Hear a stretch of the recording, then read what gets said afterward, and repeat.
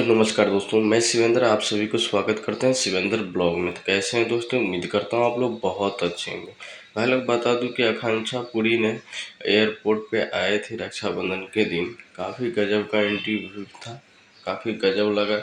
और बता दूं कि खेसारी भैया का फ्रेंड आए थे, वीडियो के लाइक कर दीजिए। साथ ही चैनल पर नए हैं तो चैनल को सब्सक्राइब कर लीजिए ताकि हर भोजपुरी का खबर आप लोगों को सबसे पहले मिले। तो भाई लोग बता दो कि खेसारी भैया जब भी कुछ लेकर आता काफ़ी गजब का था। और जो कल गाना आया माल के मोबाइल पे, काफ़ी गजब लगा। कम से कम 1-1.5 मिलियन से ऊपर चला गया भाई। तो समझ ले इतना प्यार दे रहे हैं आप लोग, ढेर सारा, काफ़ी गजब है।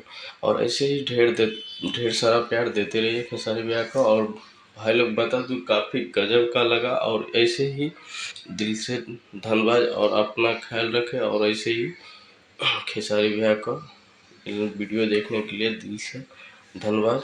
और चलते हैं अगले वीडियो में, मिलते हैं, तब तक के लिए अपना ख्याल रखें। और भाई लोग बता दूं कि आप लोग यार पूरी वीडियो वॉच कीजिए और आप लोगों को भी साथ देंगे। चलते हैं।